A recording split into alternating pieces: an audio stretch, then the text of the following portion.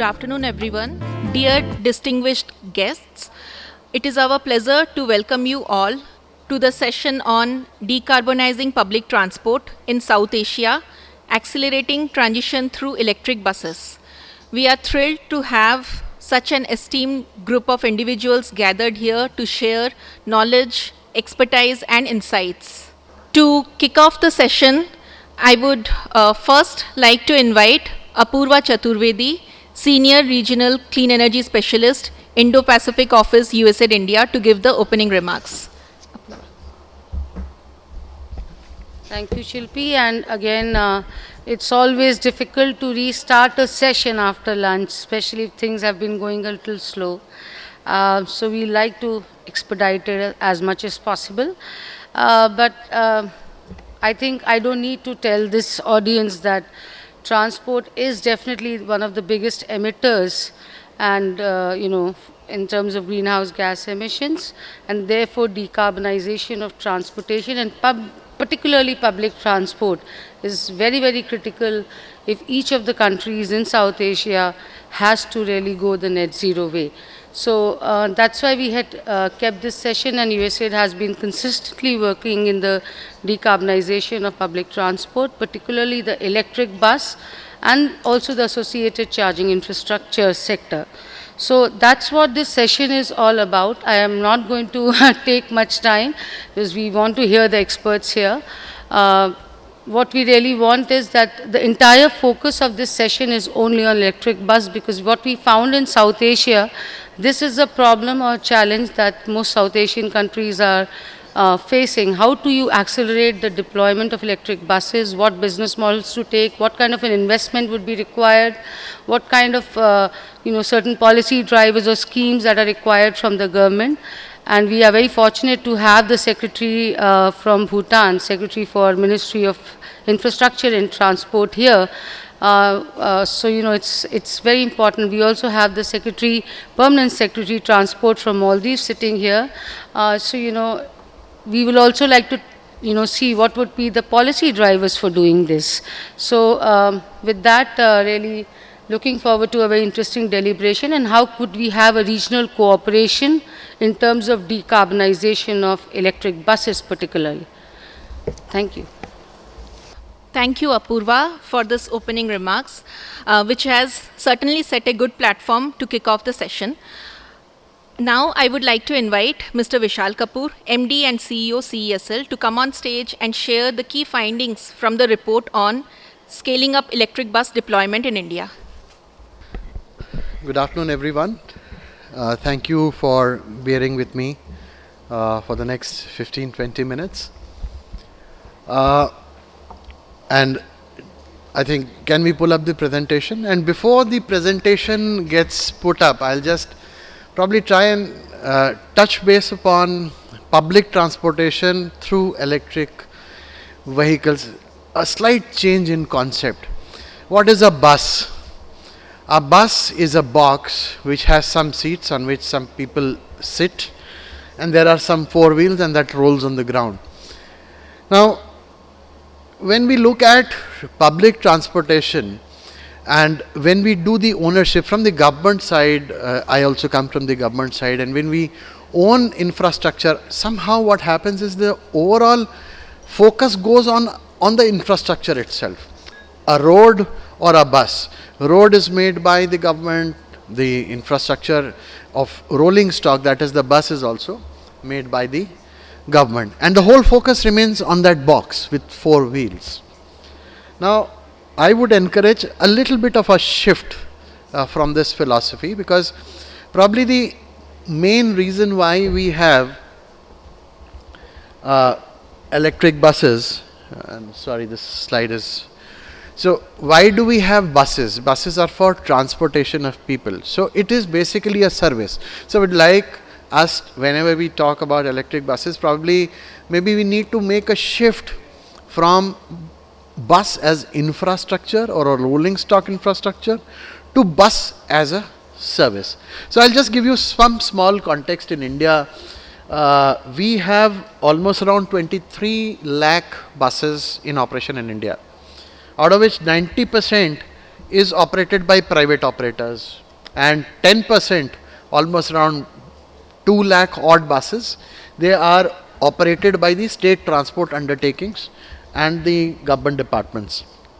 So far, on the roads, almost 8,000 electric buses have come, even though in various bids and tenders, we believe that there are a total of around 30,000 buses that have been awarded. So, benefits of electric buses, nobody can doubt these. Environmental benefits, zero tailpipe emissions. This is extremely important.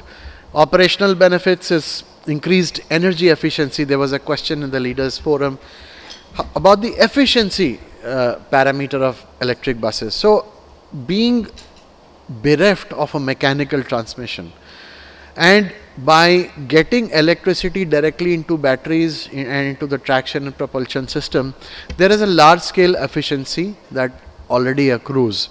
Diesel, when it burns in an engine, that loses a lot of its calorific value, while the electricity, when it is generated, let's say through hydro or through any other systemic generation, where the efficiencies will definitely be higher because energy itself is being produced at a large scale. So, in case the buses, if even on the efficiency parameters, you will see the buses will score around 25 to 30% more than the electric, the normal counterparts in fossil fuel. Health and social benefits, nobody can doubt this, and economic benefits, lowered fuel costs, maintenance costs, and the most important thing is lower import bills. May not be applicable to all countries, but in most of the cases, import bills will definitely come down. So, Government of India has been very focused on electric mobility, and with a systematic measure, policy interventions and program implementation, I think electric mobility has seen a great traction since the year 2000, in the mid of the second decade of the century. Coming to the FAME scheme, the first scheme that launched electric mobility across India. Then CSL on its own went into bus as a service model on electric buses, and this was a standalone bid, our attempt to see whether this works or not. And we also got some 50% or 40% of the buses were also through the FAME subsidies in this first tender. And we decided that we are going to National Electric Bus Program. We'll try and look at 50,000 buses, how we can proliferate, focusing specifically on the state transport undertakings sector.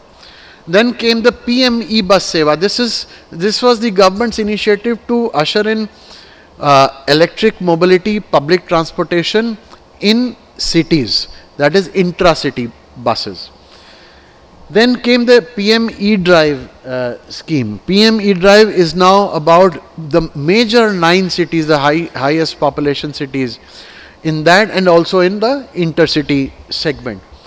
And last but not the least, realizing that there is going to be a shift from bus as a procurement and bus as a service. And the private investment is going to come in. No businessman, no business entity is going to work without returns and surety of returns. So it is important that if the investment risk is moving from the government to the private party, how does the private party get its returns? So for that, a payment security mechanism, incidentally this was announced, the intent to do it along with the US government was announced last year, and the two leaders met in July 2023. And thereafter, the government of India has now gone ahead and basically gone in for a payment security mechanism, which is basically a gross budgetary support from the government, creating a fund to ensure that in case if there are payment defaults by the government entities to the investors into bus as service, then this will be recouped through that. And then there is a backstop available at the central bank level as well, that in case if the defaults continue, then the state government's accounts get debited directly by the Reserve Bank of India and given to the operator. So again, I mentioned bus as a service. It's what we call this as a gross cost contracting model. Essentially, it is a very simple model. Electric bus OEM, he provides bus as a service to the state transport undertakings. And what does that service include? That service includes the outright purchase of the electric buses on behalf of the STUs, putting that asset as a right to use. People who are familiar with the leasing terminology, right to use asset with the state transport undertakings. It runs the O&M and operations, including provision of a driver to the bus, is done by the OEM, and in return of this service, the government entity, the contractual counterparty, which is the state transport undertaking, will give a per kilometer charge back to the OEM for a period of 12 years. So this is essentially the thing.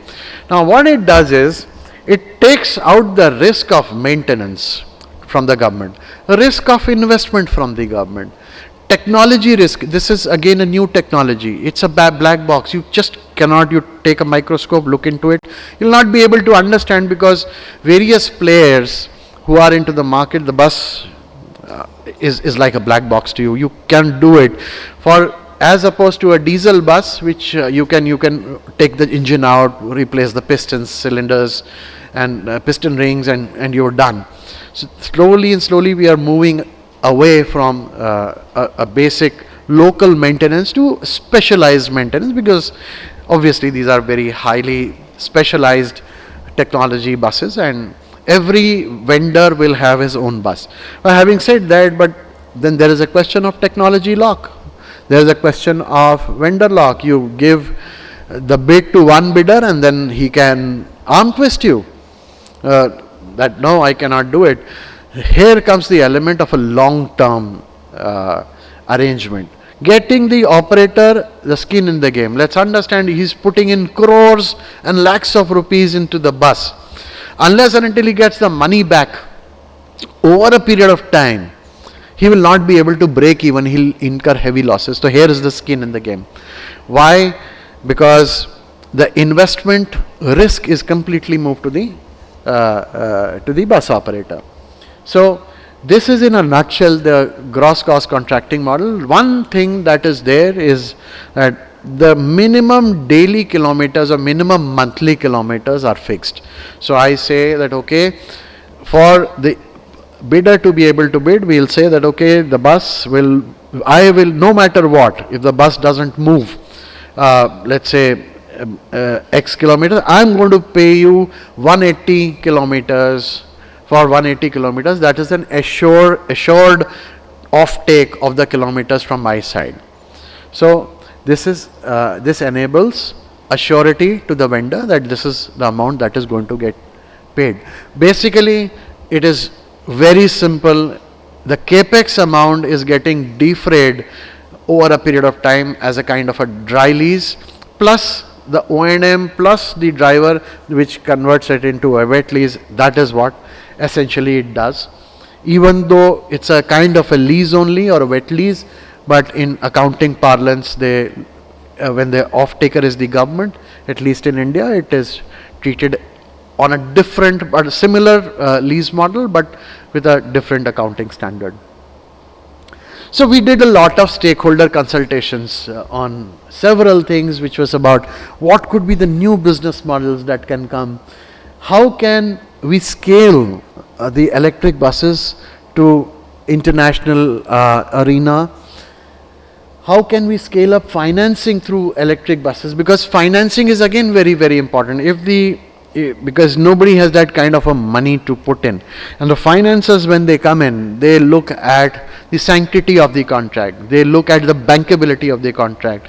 They look at whether there is a reasonable assurance that the money that they are investing through debt comes back. So we are looking at how to further loosen up financing. What could be leading best practices that in electric bus operations? A bus is just a bus. whether it is diesel or it's electric, but they look just the same. The only difference is that electric bus is more silent. But do we need to see it slightly differently? Does the bus mean that if we are, is it an exact substitute? Is there any other way by which if we run the electric buses, will that be a better way to operate? So even though the products look the same, probably there might be a different way of doing things because it's got a finite capacity to move, because the battery charge is finite and it takes some time to charge the bus. So probably, are there anything else that we can do? And other than state transport undertakings, what could be done to assist the government in understanding? So now going beyond GCC, we just realized what were the outcomes. We found that battery swapping is a possible way forward. It has its own challenges today, massive challenges, but probably battery swapping may be able to do those things which are becoming an impediment, because if you are moving an electric bus, that electric bus, as I said, finite kilometerage, and it takes time to charge, as against a diesel bus which you just put in the diesel and you just go ahead. So can you replace the battery itself? Can it be automated? Can we do it in 3 minutes, that a bus reaches a terminal and just take out the battery and put the new batteries? Then bundled e-bus leasing packages, we found that they are gaining momentum. Specialized battery charging and management services are also crucial. Can we unbundle the specialized battery charging from the scope of the operator? And credit enhancement measure. This came across in all the consultations, and very happy that the government of India has taken that into cognizance and brought in the payment security mechanism scheme. So credit enhancement for any kind of bus as a service model is extremely important. Then we looking at how can we scale it up. Can the Indian bus operators, who are in several cases they are already operating, how can we look at proliferating this? So just 3-4 things that I mentioned in the leaders forum also. Is there a possibility of converging our homologation standards? So coming from the basic perspective that, let's say if there are 100 units of buses moving here and 10 or 15 units of buses in our neighboring countries, is there a possibility that we start converging? Ultimately, this mobile phone became possible only because the specifications and the standards for GSM connectivity, the whole world converged towards this. So can we do this? Because this is the reason why mobile phones are so cheap today. Capacity building is extremely important, and robust after sales service network, that is something that came out after that. Payment security mechanism, again here the payment security mechanism is extremely important, because if a bus operator is going, whether he has got the assurance, and then advanced testing facilities and capacity building programs for Indian e-bus OEMs, because again a nascent technology, nascent field, it is still in operation, even though it has got scaled up, there are still several things that need to be done before we look at a very large scale operation. Then financing, concession agreements, I mentioned bankable concession agreements, because it's extremely important, because finance will flow only if things are concession agreements are bankable. Then one very important thing that came out, can we look at insurance products, both in energy efficiency and in case of these concession agreements? Can the service be insured? If there is an insurance available, then it provides a lot of mitigation to downside risks. Differential payment security amounts based on, let's say, for example, an X entity, if it is credit rated, and a Y entity which is credit rated, slightly lower than that, then the payment security, the amount of insurance or the amount of payment security in a better placed entity will be much better. So that is something. And then subsidy restructuring, again, whether it should be a capex subsidy or whether it should be an operational subsidy. So is there a way we can make a mix of these two? Some money goes upfront so that the tariffs or the charging goes down, and then an OPEX subsidy that goes to as a viability gap funding for your bus operation. So a lot of such things. Similarly, we tried to talk about leading, how can we change the practices in operations. So standardization of manual operations datas, standardization, that will throw up a lot of data and help us mitigate the problems. Effective route planning, very, very important. Route planning has to be somehow, we have to look at some ways by which we can make our routes more efficient to enable electric buses run better. Intelligent fleet management system, this is ITMS. We are working on this for India now, that all the electric buses will throw up a data to a central repository, and then which can help you do the contract management, which can help you understand the operational data. It can service level agreements, the service levels you can understand. And then more and more moving towards standardization of terms and conditions. Now this is again a debatable topic.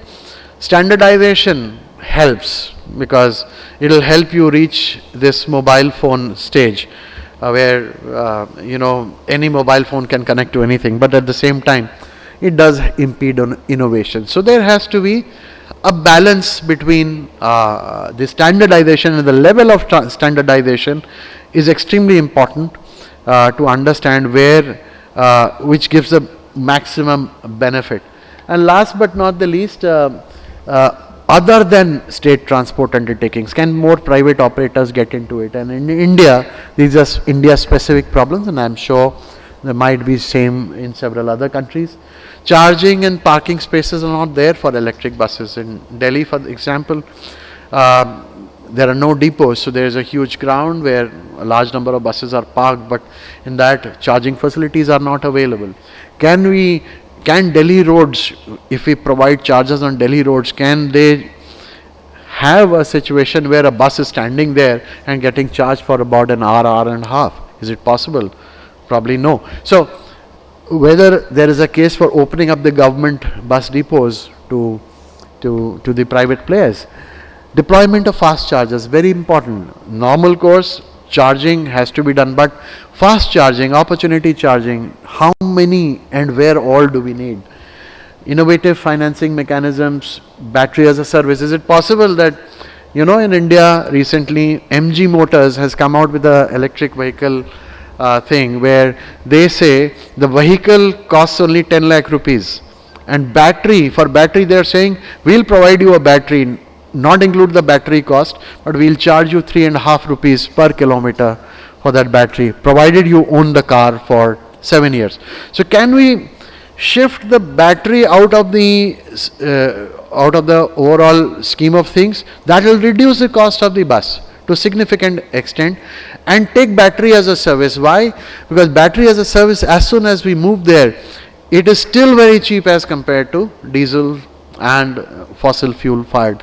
So that is also one very important thing that had come out. And tier 2 and tier 3 cities, what size of buses? I think they need to be prioritized for because this will remove the congestion from the roads. It can come as a very viable and a very cheap option as compared to the metros, or wherever the metros are there, probably they can help achieve the last mile connectivity, because in smaller cities metros are only one single line running through the length, so the feeder routes can be used with these this thing. Key recommendations I have already spoken, I will not bore you more, and thank you very much, and we look forward to a great panel discussion. Thank you. Thank you, Vishal sir, for sharing these insights. It will certainly give a food for thought to the upcoming discussion on decarbonizing public transport in South Asia. As Vishal sir mentioned, USAID SAREP, in partnership with CESL, has convened 5 consultations over the past 1 year, bringing together key stakeholders across the electric bus segment, including bus operators, OEMs, charge point operators, financiers, who participated in the consultation, sharing their insights and expertise. The report consolidates the key findings and recommendations from these consultations, providing a roadmap for overcoming the challenges hindering the electric bus adoption. Before further getting into the discussion, we will first have the launch of the report on scaling up electric bus deployment in India. I'll again request Apurva and Vishal sir to come on stage to launch the report. I request all the SAREP members also to be here, my team and CSL team to be here, Rajneesh, as we do that. It's very awkward for just me and Vishal to be doing this.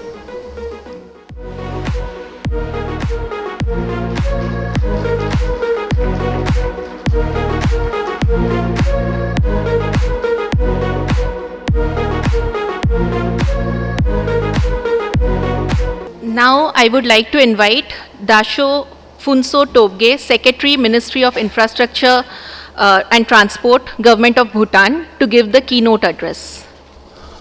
Distinguished guests, colleagues, and fellow advocates for sustainable development, good afternoon. We gather today at a crucial moment in South Asia's development journey, a journey that presents both unprecedented opportunities and significant challenges. South Asia stands as one of the world's fastest growing regions, a testament to our economic dynamism and potential. However, this remarkable growth comes with an environmental cost. Our rapid industrialization and urbanization have led to a substantial increase in greenhouse gas emissions, placing our region at a critical crossroads. The choices before us is clear. We must transition to a sustainable growth with clean energy adoption at its core.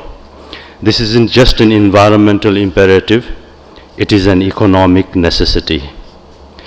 I'm encouraged to see that South Asian nations have already demonstrated their commitments through ambitious national determined contributions for reducing greenhouse gas emissions.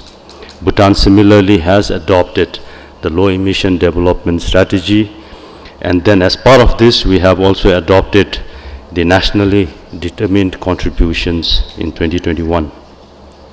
Let me draw your attention to a crucial sector that demands our immediate focus: transportation, contributing 12 to 14% of total emissions, with road transport alone accounting for 90% of these emissions. This sector presents both a challenge and an opportunity. The electrification of public transport emerges as a compelling solution, offering a pathway to significant emission reductions while enhancing urban mobility and better quality of life. In this context, India's journey provides valuable insights. These ambitious electric vehicle initiatives, particularly in public transportation, offers a roadmap for regional success, but what is equally important is, however, smaller nations like Bhutan, Nepal, and Maldives are approaching these challenges. Their commitment to eliminate climate action despite resource constraints demonstrates that size need not limit ambition. However, we must acknowledge that this transition requires more than just commitment. It demands partnership, technical expertise, and financial resources. For smaller nations, forging international and regional partnership becomes crucial, therefore. We need to create mechanisms for knowledge sharing, technical cooperation, financial support that can accelerate this transition across our region. Sustainability is also key to its success. This is precisely why today's gathering is so significant. This platform allows government and private sector stakeholders to share experiences, challenges, and successes in electrifying public transport. The insights shared here can catalyze greater regional collaboration and accelerate our progress toward a decarbonized transportation future. From Bhutan's perspective, our expert on the subject would be sitting in the panel. As we engage in today's discussions, let us remember that our actions today will shape the sustainability of our region for generations to come. The electrification of public transport is not just about reducing emissions, it's about creating more livable cities, improving public health, and ensuring economic sustainability. Together, we can transform South Asia's public transportation sector, making it a model for sustainable development worldwide. The path ahead requires commitment, collaborations, and courage, qualities that I believe our region possesses in abundance. Thank you, and I look forward to a productive discussion ahead.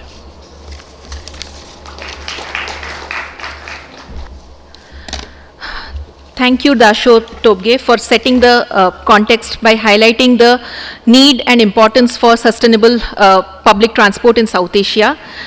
Now moving to the next phase of the session, that is the panel discussion, I would like to invite Mayank Bharadwaj, Electric Mobility Procurement Private Sector Lead at SACEF, who will be moderating today's discussion. I would also like to invite our esteemed panelist, Ms. Mariam Shahana, Permanent Secretary, Ministry of Transport and Civil Aviation, Maldives, Mr. Rajneesh Rana, Head Convergence, CESL, Mr. Baburaj Adhikari, Joint Secretary, Investment Board of Nepal, Mr. JID Jayasundra, Director General, Technical, Ministry of Transport and Highways, Sri Lanka, Mr. Ugen Norbu, Chief Program Officer, Department of Surface Transport, Ministry of Infrastructure and Transport, Government of Bhutan, Mr. Devendra Chawla, MD and CEO, Green Cell Mobility, Mr. Rajan Rayamaji, Chairman, Thigo Clean Energy Private Limited. We are privileged to have such a distinguished panelist representing various South Asian nations. Over to Mayank to start the panel discussion. Thanks everyone. Thank you Shilpi, and thank you Vishal sir for the presentation. I think it covered a lot of the challenges and a lot of learnings for all of us, especially working in the electric bus space here. So I'll straight away jump into it, considering the time which is there. So I'll start off with Mr. Jayasundra sir.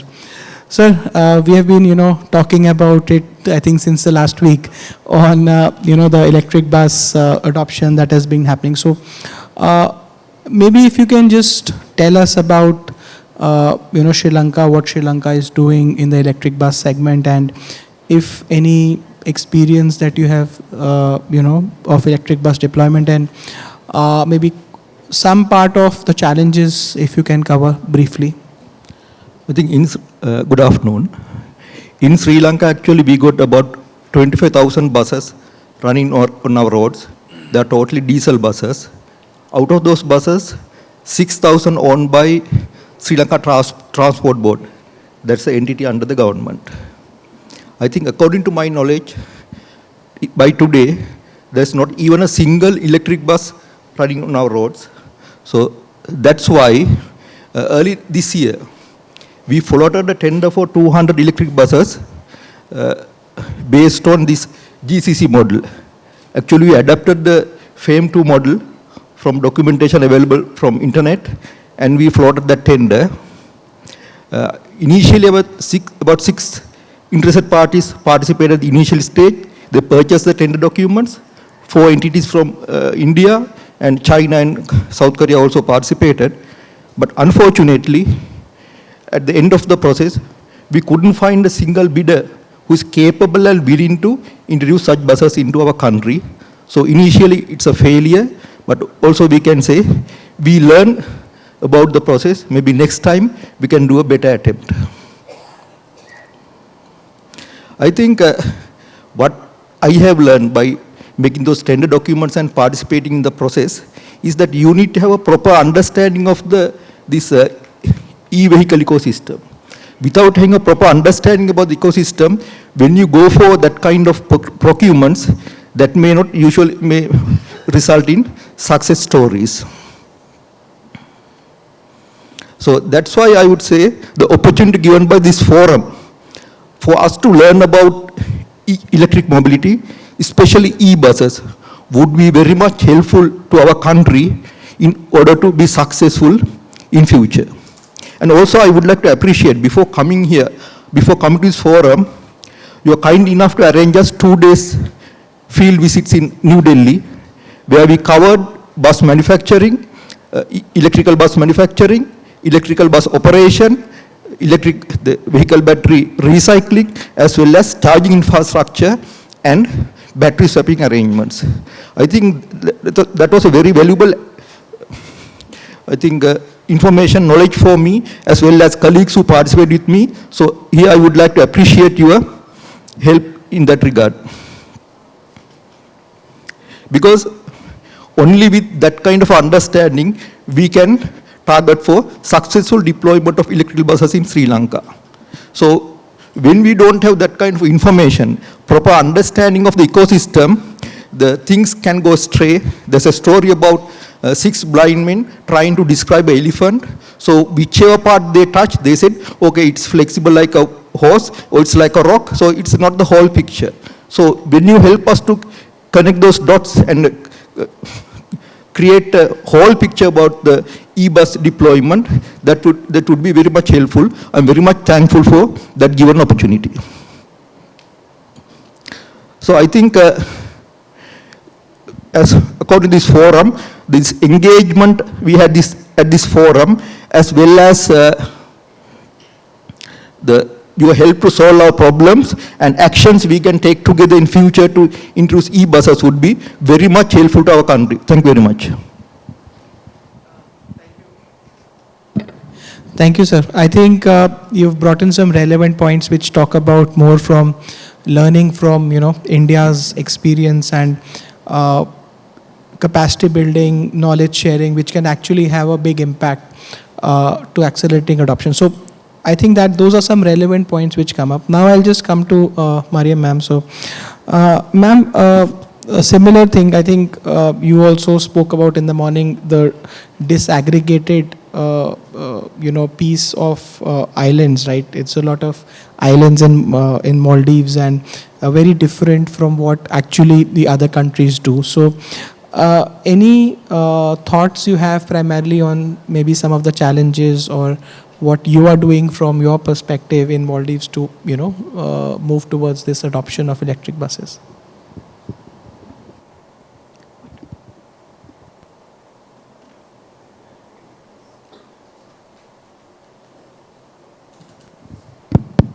Thank you. A very good afternoon to everybody. Actually, currently we have around 50 buses that are being run on the streets of the Male area, Hulmale, Vilmale, and Velana International Airport. But currently we have around approximately around 4 e-buses. But when we look at the success and how well it has been accepted, we are trying to move into deploying more e-buses to the Maldives. Okay. Thank you, ma'am. I'll now come to Mr. Adhikari, sir. So, we were having some discussion around it. So, any thoughts? So, Jay Sundra sir covered some pieces on what sort of challenges, he's facing, the bids didn't go down and, some issues on the payments as well. So what do you think, are some issues for Nepal, or also if you can, throw some light on what can the government do possibly to have more, e-buses on the road? So basically, this e-buses, they are quite expensive compared to the diesel bus. So for the expansion of this e-bus system and projects, there should be sufficient support from the government side. So in case of Nepal, we are providing some tax incentive to the e-buses and charging stations. So number of e-buses are gradually increasing, but number is not sufficient. So in that case, government can provide more tax intensive and also can provide this subsidy on the purchase of e-buses. And also for making e-buses, taxes on diesel bus can be increased. And also government can arrange for the low interest finance for the private sector for the expansion of e-projects. And this infrastructure like charging station is crucial for the expansion of e-buses. So government may partner with the private sector for the development of establishment of charging station at critical locations. And also this e-bus project can be developed in PPP model so that this resource and risk can be shared with the private sector, and government can also develop pilot project so that it can be demonstrated that this e-bus system is profitable business to the private sector, and private sector may come and they show more interest. Thank you. Thank you, sir. So I think you've covered some relevant points. I think I'll just, the upfront cost of the bus, and then you also spoke about the availability of charging infrastructure, and then you also, talked about possibly some tax incentives the government can give. And finally, I think very important, the role of private participation or private operators that is, there for accelerating the transition. So I think these four things I'll take away from, sir, what you've mentioned, and I will have Rajan and also Mr. Chawla just respond to it. But before that, I'll just have a couple of other people, and then I will we the floor for them. Mr. Norbu, I think I'll come to you at the far end of the panel. So we have been working, and there are a lot of things that are happening in Bhutan on, especially, being a carbon neutral country, and, we listened or heard the Bhutanese secretaries also talk about it. So it becomes a very important part of the overall transition of Bhutan on the electric bus adoption. So some, pieces, if you can shed light on maybe your experience so far on electric bus, and if some challenges or some issues that you're facing on the electric bus side in enhancing or accelerating the adoption. Thank you, ma'am. Well, I don't think I need to remind that Bhutan is a small country, but yet for the small size, we have estimated that we would require more than 250 e-buses to address the urban as well as long distance travel demand. So currently we just have one e-bus in the country, and talking about challenges, we have quite a few of them. So as Mr. Vishal from ESCL mentioned earlier, first and foremost that we are most concerned about is that because we are an import-driven country, we import everything from the technology to the equipment and the like, even the expertise, for example. So one thing that we want to ensure for the long-term sustainability and continuity is that we want to avoid, we want to ensure interoperability and avoid vendor lock-in, for example. There is a perennial challenge, especially in terms of technical know-how. We face difficulty in building in-house capacity, and even more difficulty in retaining the capacity that we have, for example. And beyond the technology, we are also looking at various ways of now addressing the shortage of ever-constrained resources with any government, for example, and Bhutan is no exception, especially for a small developing country. So again, the GCC model that we have seen in the presentation earlier, this is one fantastic model that we would like to emulate in Bhutan, and we also like to access explore, develop, and gain access to more climate financing mechanisms? How can we, for example, share model and have a broad-based risk sharing mechanism, especially in terms of public transport when we try to transfer into more sustainable, green and more sustainable models. And the last thing, I think the challenge that we constantly face is the, let's say, the lack of less than adequate regional cooperation and also the institutional link up that forums such as the SACEF is providing us. So in absence of technical expertise and resources, we highly would like to bank upon the success stories in the neighboring countries and also technical and expertise that such forums are bringing to our doorstep. So this generally, I would say, would sum up what we are doing, especially in terms of the transport sector in Bhutan. Thank you.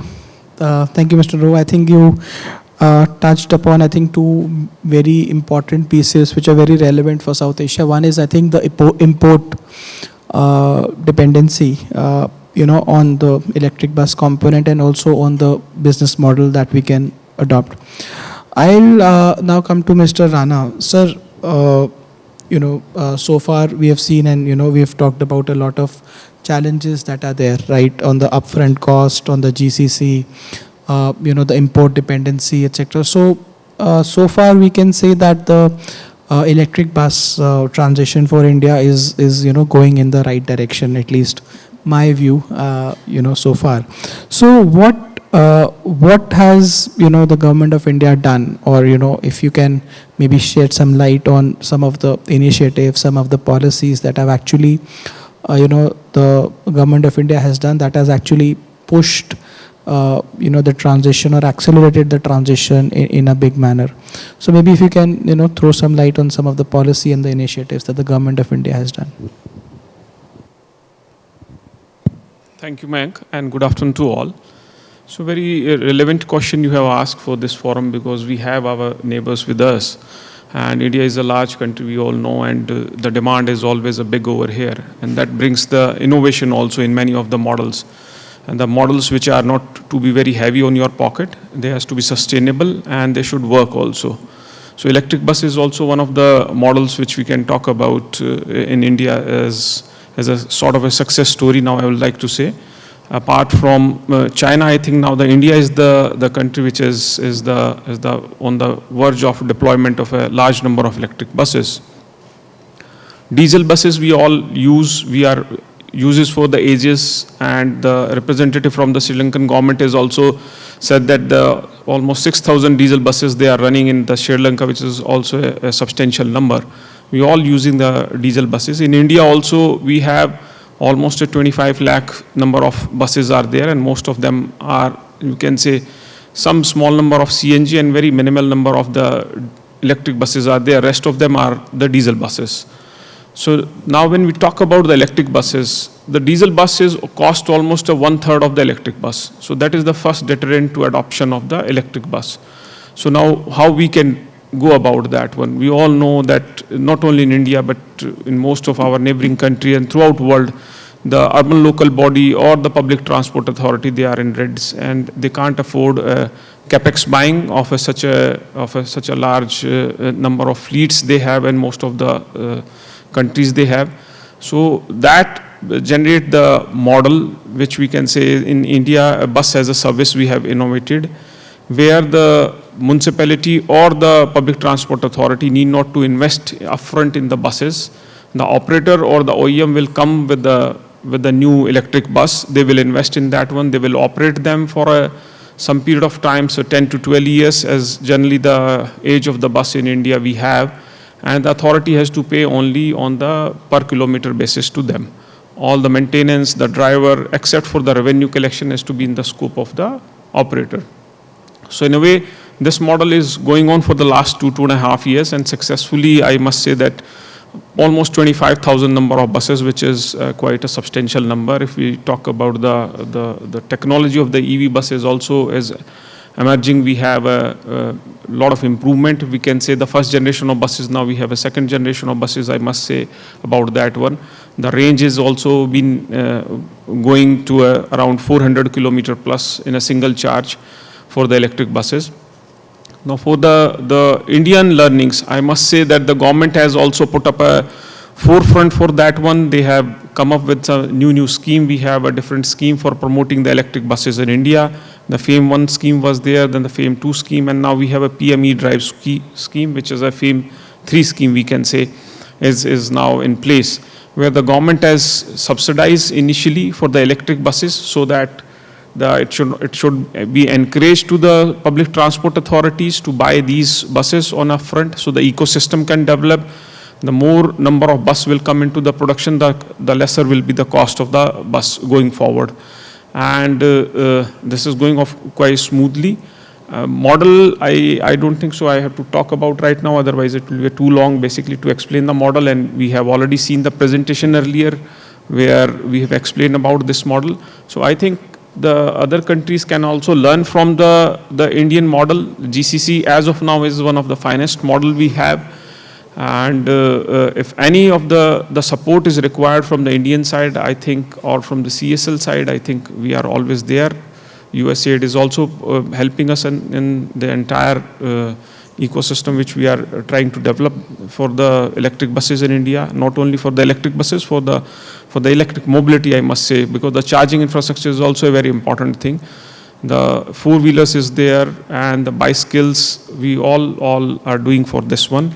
And they are the model which are not a capex heavy and on a sustainable mode.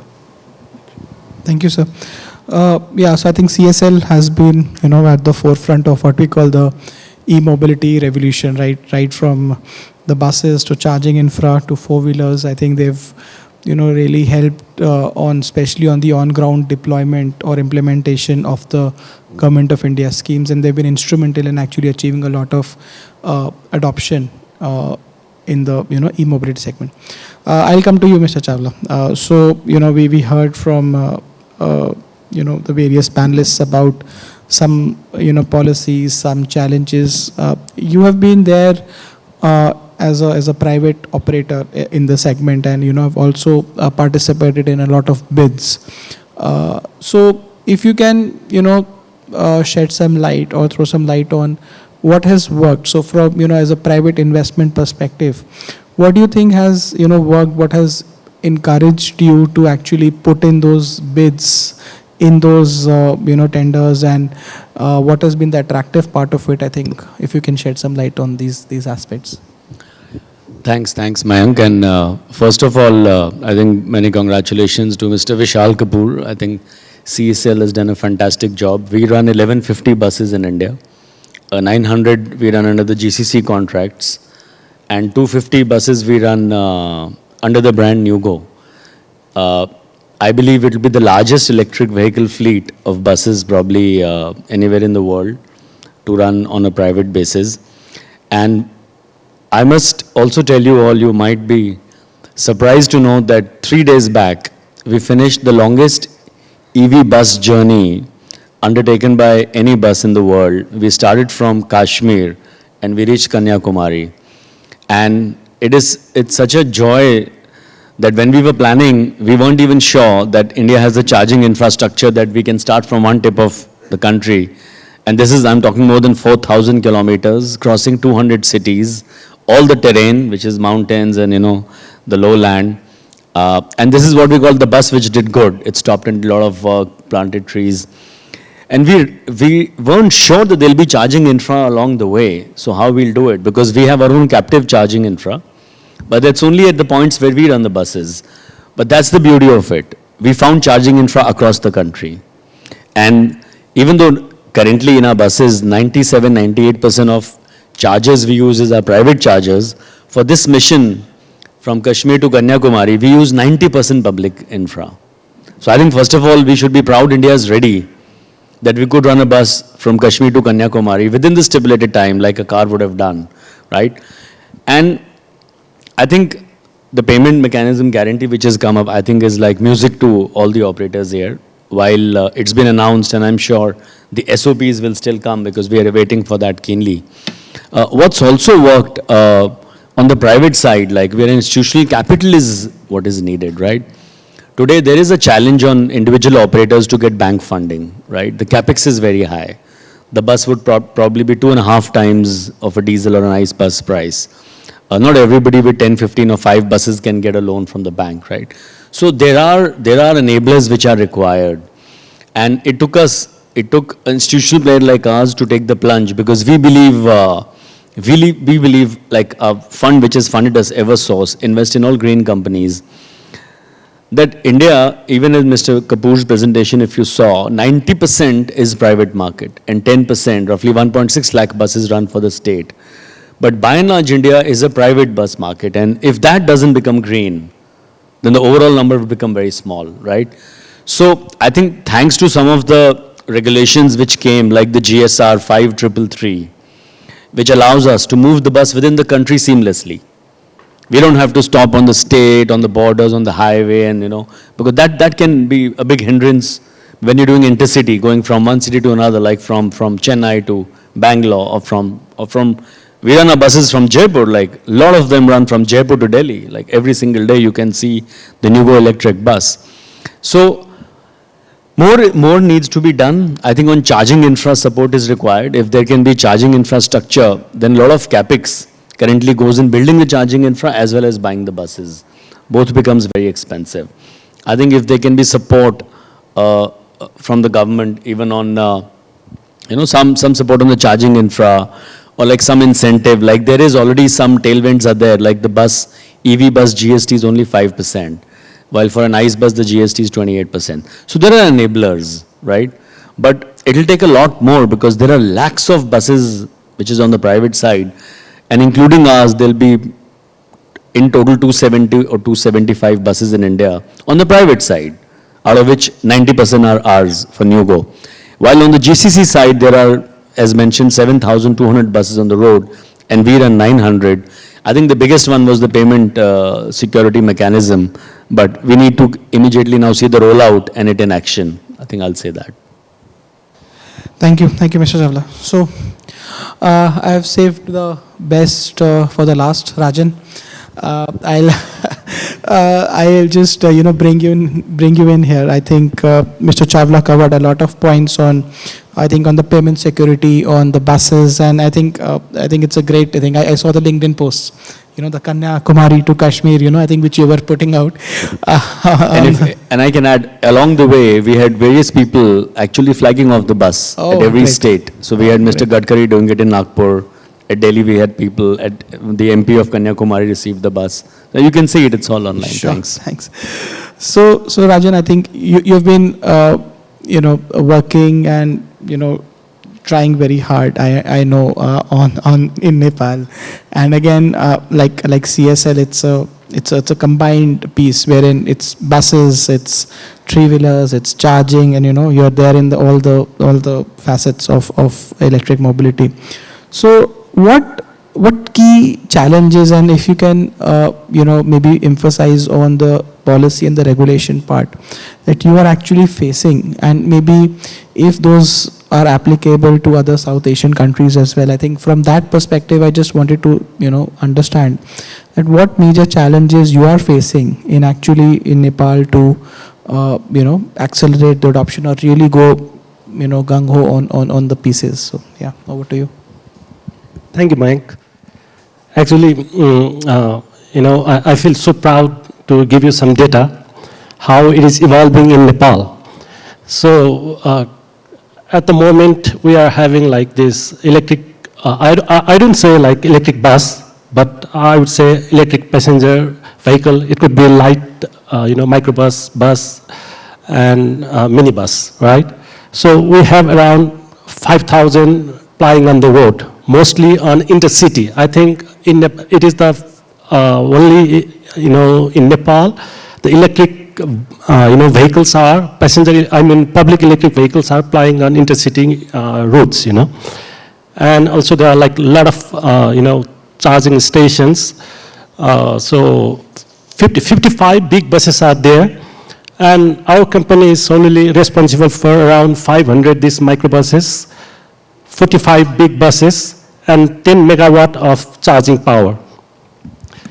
Now, I think, listening to our neighbors like Bhutan, Maldives, and also Sri Lanka, it seems like they're still struggling to move ahead with, the electric mobility.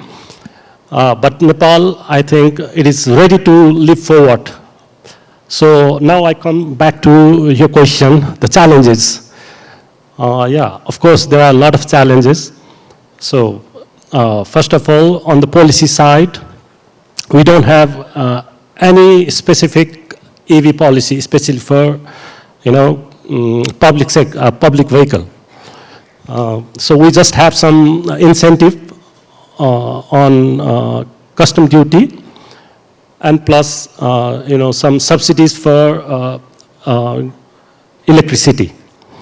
Apart from that, we don't have any umbrella policy. There is no any regulatory body for, especially for electric vehicles. And second challenges we see as a human resource. I mean, trained human resource. I heard before there are a lot of challenges now. It is going very specialized, kind of repair and maintenance, not like before for diesel vehicle. So we have like a lot of shortage for trained human resource. And thirdly, I see financing. So our bank in Nepal, I think it's everywhere else, right? Due to like very less profit on diesel or ICE vehicle.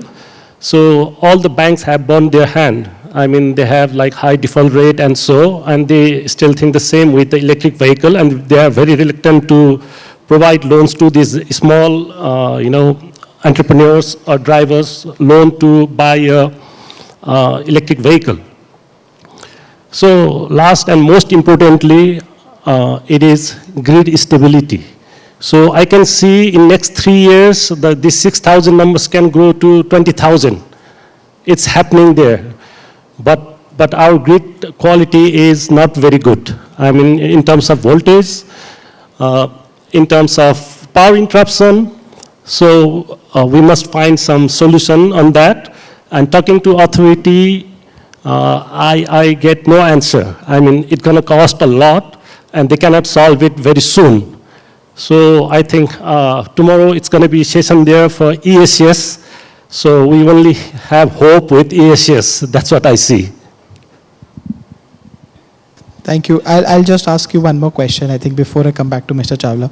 So you talked about, the grid capacity, the charging. If I have to ask you one thing, okay, you mentioned 3 challenges, right? 3-4 challenges. But if I asked you one thing that you feel is going to transform the entire, what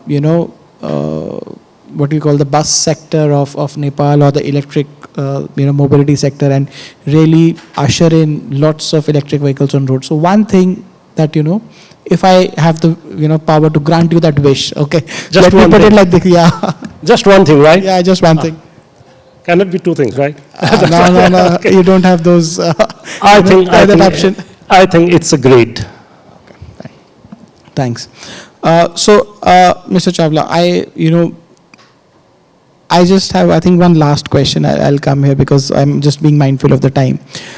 We all have heard about clean transition, clean energy. Electric bus makes it green. It makes it, what you call environment friendly. I think Vishal sir also covered certain parts of it. Now, if I have to ask you, and it's also very curious for me as well, what does, or if there are any other benefits from, since you're running the operations, other than the clean energy transition part of it, if I take it out, the green part, what other benefits, can a electric bus actually give you or provide you with?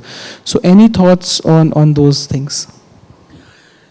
So I think mobility in India, mass mobility itself, is going through a transformation. And whether it's electric or even ICE, I think the way people want to travel in India now is completely changing. I think it's been long ignored. Like, you'll be surprised to know that most of the buses ply in the night, and women traveling alone as a subject is still something which there's not a lot of comfort around. You'll be happy to know that, like, we invest a lot on safety. Like, we are paranoid on safety.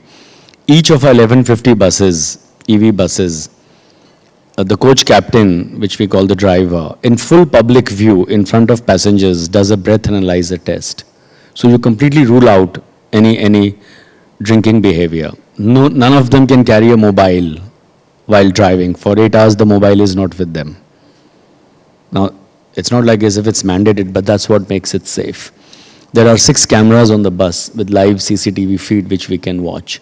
There are 28 checks. There are 300 sensors through which in real time, in nanoseconds, you're getting to know exactly how the bus is moving. Every time you brake, every time you steer the bus, you're getting live data. What we've developed is something called a driver scorecard. It's like typically like we use in an organizations at the end of the year, when you all have your variable, fixed and variable, you're rated on certain parameters to like with weightages of 20%, 30%. So this is all automated. This is not even touched by hand. Automated by system, it will come out by the evening about all my 1150 drivers who've driven the bus today. We'll know how did they fare, right? And that is thanks to the safety which we provide. I'm very proud to tell you that more than 1/3, 34% of our guests in NewGo are women. We were the first one in India 2 years back when we started the bus, gave a concept called pink seat, and you can Google that on our app or even on Redbus or any online right now, that when a woman books a seat, the next seat cannot be booked by a male. It only has to be another woman or we let it go empty. That's been a policy from day one of the company till today. And one large airline announced it 1 month back and it became headlines in India. Only we were a small company with less buses 2 years back, so nobody took notice. But these are the things which we've been doing. I think so. Electric mobility as a service is set to change, I think, the way people will travel. I think now there's so much request on route being as discovered for, whether it's for business, for pilgrimage. Like right now we are in the busiest season, the next 7 days from today till the 1st of November. I think buses would be running 100% full, 100%. Most buses, this is Diwali time. I would encourage all of you, or most of you, if you're going back to Delhi from here, we run tons of NewGo electric buses from here, Jaipur to Delhi. Please try them and experience all these things which I've mentioned myself. Thanks. Thank you, Mr. Chawla. So, although how much I would want this, to go on, Shilpi made me, a long list of questions, but unfortunately I'll have to close the session. Thank you, everyone. Thanks for contributing your insights, your views on this. And Shilpi, over to you. Thank you to all the panelists. Now I would like to invite Mr. Damon Dubod, Energy Chief, EEST, US Department of State, to give the vote of thanks. All right, namaskar. It's really wonderful to see everyone here. What an excellent panel we had today, and great to hear from you, those that are advanced in the journey of bringing e-bus to communities, to cities, and those are still bringing them, thinking about it, building out the ideas that are needed to get there. It was really wonderful to hear all these different journeys that people are on. So my gratitude to all of you for lending your expertise, your thoughts, as we ponder how we can really engage together and bring more e-buses to our communities. I'd like to really thank CESL for their incredible work. We have a wonderful new document here that can support us all as we kind of endeavor to invoke the policies that we need to bring e-buses to all the communities in our countries. And Vishal, I thought your presentation was wonderful today, and you really outlined some of the things that we need to be considering and thinking about, and some of the advanced tools, whether it's a payment security mechanism or if it's gross contracting, these tools that we can use to make e-buses more affordable. and make them comparable to diesel technology or ICE engines that are being used currently. So I found that to be a very uplifting presentation. So thank you very much for your contribution and really for being a trusted partner for USAID. And for the Indian government, too, to implement these policies. I think the payment security mechanism that we've been working on together has really been catalytic and has brought resources from the US side and also from the government of India's side to really bring out thousands and thousands of new electric buses on the roads in India. So thank you and excellent work from your team at CESL.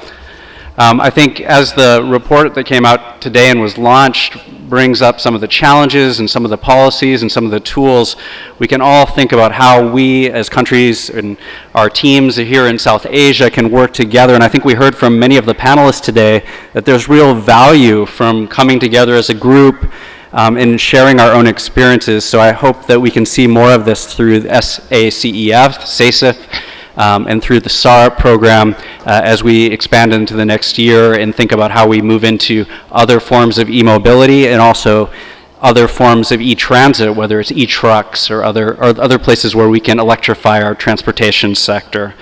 And in closing, I just want to thank all of our partners who came here from other countries to share their perspectives and share some of their challenges too. So thank you, Sri Lanka, Bhutan, as well as Nepal for sharing all the things that you've been working on and thinking about in your own context. Really wonderful session. So kind of building on some of the words from our ambassador and some of our other guests who were speaking earlier, I really take heart in the fact that we have so many passionate people in the audience today who are trying to move forward on a critical piece of our clean energy net zero journey, and that's electric mobility. So thank you very much.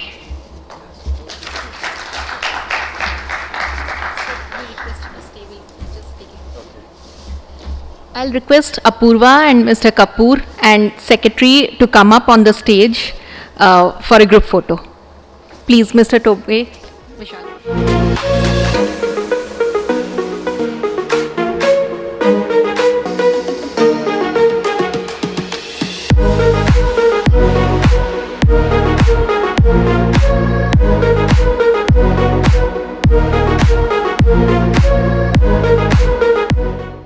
Good afternoon, everyone.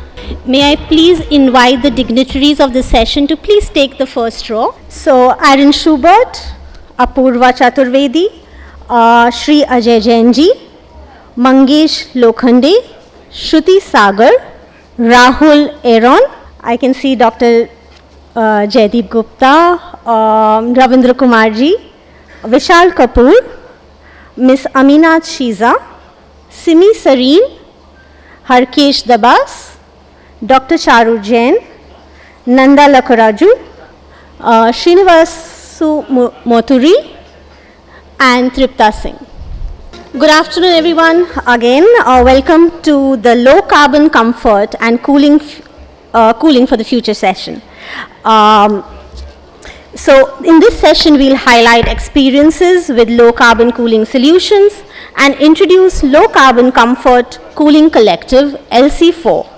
Key partners from the region will discuss their approach to reducing the cooling energy demand and their alignment with LC4. To kick off this session, I invite Mr. Aaron Schubert, Director, Indo-Pacific Office, USAID India, to come to the stage and deliver the welcome remarks.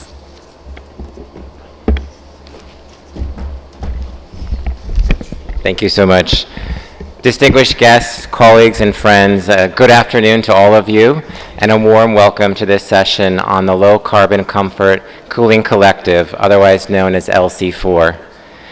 As global temperatures rise, cooling is becoming essential for climate resilience and is reshaping the global energy landscape. Cooling is one of the foremost drivers of electricity consumption.